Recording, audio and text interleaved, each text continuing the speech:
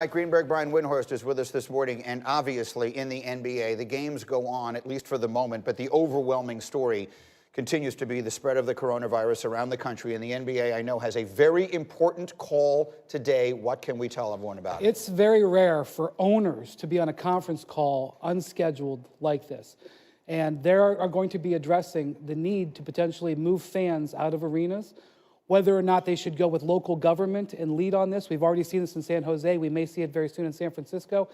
And their options going forward. Greeny, the number one most important thing is player safety. They're trying to keep their players from being infected, because if that happens, we potentially have a situation where we may have to suspend the league. So everything is on the table. That is the most important thing I'm being told. Nothing is not an option at this point. Yeah, and so just very quickly, and this will be an abbreviated list, and we'll get into this much more on Get Up coming up in just a few minutes.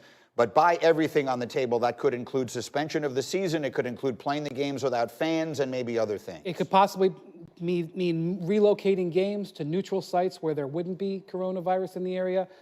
Everything is on the table. That's really the most important point here. Everything is on the table. SportsCenter AM this morning, all week with Tom Brady. We've been trying on teams for size. What about the Bucs? No starting quarterback in NFL history has won more regular and postseason games than Brady, while no active franchise has a worse all-time winning percentage than Tampa Bay. Disparity there. Brady went 16-0 in the 2007 regular season. In contrast, the Bucs lost their first 26 games in franchise history. In fact, Brady could lose his next 283 starts and still have a better career win percentage than the Bucs franchise. Tom Brady, he always goes to the postseason. The Bucs have the second longest active playoff drought in the NFL, ahead of only the Browns. The last time the Bucs were in the playoffs, way back in 2007. Tom Brady, Tampa Bay, TB, has a ring. Here's Trey Wingo.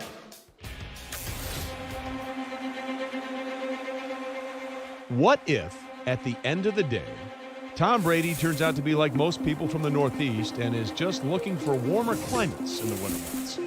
Enter the Tampa Bay Bucs. Winston, a five-step drop. It is intercepted. Oh, it's an intercepted. Picked off outside the number. Intercepted by Carolina. You can't win with the quarterback that you can't count on in pivotal moments, and Jameis Winston hasn't shown that he can do that. Last season, Bucs quarterback Jameis Winston made history, just not in a good way, becoming the first quarterback ever to throw for 30 touchdowns and 30 interceptions in the same season. But it's not just a one-off. Since he came into the league, Winston has 23 more turnovers than anyone else in the NFL. And Brady, well, let's just say he's the exact opposite. It's going to be a flea flicker back to Brady. Throws it, caught by Edelman. Boy, that throw didn't look 42 years of age at all. Tom threw interceptions on just over 1% of his passes last season.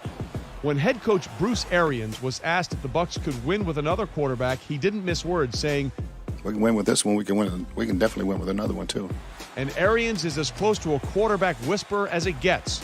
Over his career, he's worked with and gotten the best out of some names you might be familiar with. He throws. Marvin got it. Touchdown! What a throw by number 18. What a beautiful throw. Ben has been sharp as a razor. Back to throw. Palmer fires. Caught. Touchdown. Peyton Manning, Ben Roethlisberger, and Carson Palmer all have collaborated with Arians. Add in 2,000-yard receivers last season in Mike Evans and Chris Godwin, and just imagine what Brady could do with them. And then there's this. Tom Brady goes to the New England Patriots.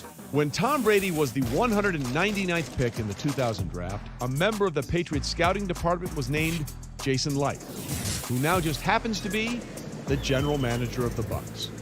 What better way to end your career than with the guy who helped get it started? And did we mention no state income tax in Florida? Good point there, Trey.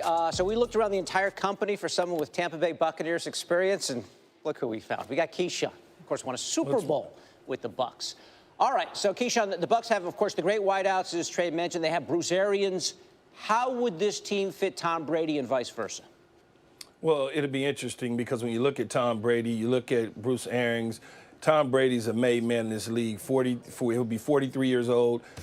When you look at his body of work, He's really only had a couple voices in his ear from an offensive coordinating standpoint, starting with Charlie Weiss, going to Bill O'Brien and Josh McDaniels a couple times. So it would be different for him. But when you got a couple weapons like Godwin and Mike Evans, you certainly have your pick. And I think that would be intriguing to Tom Brady because he struggled last year with the receivers on the perimeter in New England.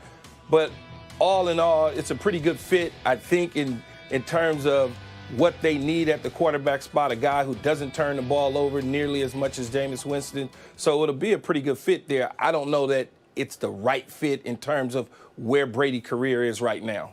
Yeah, I mean, you're right. Here's the rub. Tom Brady likes winning. This team went 7-9 last season.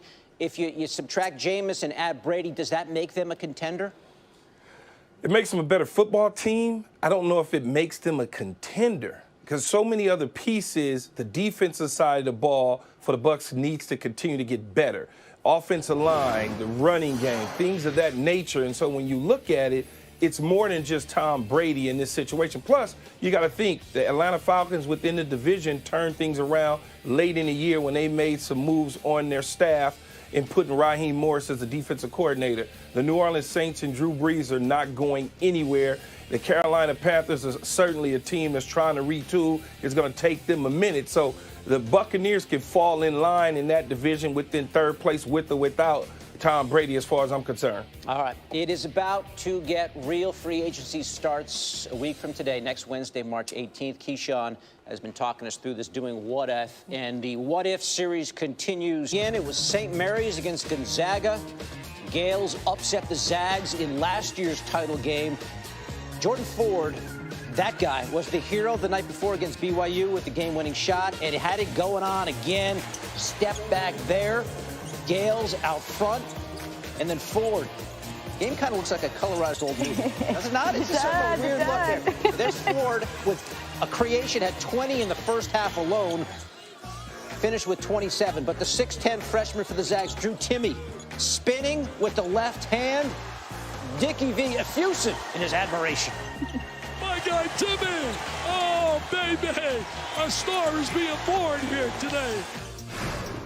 Understated as always. Thank you, Dick. And then Corey Kispert for three.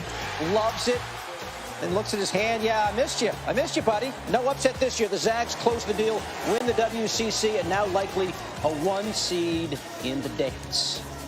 Oh, my gosh. Hofstra, you've been waiting to dance for 19 years. Colonial Athletic Association Championship, the top seed facing Northeastern. Let's flash back to the last time Hofstra reached the NCAA tournament 19 years ago exactly. On Tuesday, they were led by Jay Wright and leading scorer Norm Richardson win the American East Championship to make the NCAA tournament. So let's go back to the action last night, early second half. Senior Bowie driving, making the kick pass to Eli Pemberton for a corner three. Hofstra goes up by 1. Pemberton had 19 points. Bowie again here. Woo!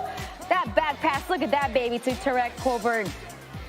Bowie saying his teammates told him to make something happen, and that's just what he did. And here again, passing to Jalen Ray for 3. Hofstra takes the lead by 1. Then less than a minute later, Conte out to Ray for 3 one more time. Head coach John Mihalik saying what he saw from his players was magical moments and what you dream of. And shout out to Bowie, who scored a game-high 20 points, including 10 critical points in the final 4 minutes to guide Hofstra to the win and punch their ticket to the NCAA tournament. Die-hard fans may be loath to admit this, but sports are an elaborate, big-money diversion, non-essential, as we are finding out through the prism of the coronavirus. Today, the governor of Washington, Jay Inslee, reportedly will ban gatherings of 250 or more people in the Seattle area. The XFL's Dragons host the LA Wildcats Sunday at CenturyLink Field. The Sounders of the MLS have a home match on March 21st. The Mariners open their season at home against the Rangers on March 26th. In other news, the Ivy League canceled its men's and women's conference basketball tournaments, while the MAC and Big West tournaments will be closed to the public. Sunday's New York City Half Marathon has also been canceled. Meanwhile, NBA's Board of Governors are having a conference call with Commissioner Adam Silver's office today to talk about how the league should handle protecting the players and fans. According to our insider, Adrian Wojnarowski, a range of options will be discussed, including the possibility of moving some games to NBA cities that have yet to suffer coronavirus outbreaks or to neutral sites. So far, the NBA already closed locker rooms to the media and non-essential personnel. Still to come, Tom Brady may be moving on from New England. We'll tell you if Tampa could be a destination spot for TB12. Also, NBA playoff race heating up out west.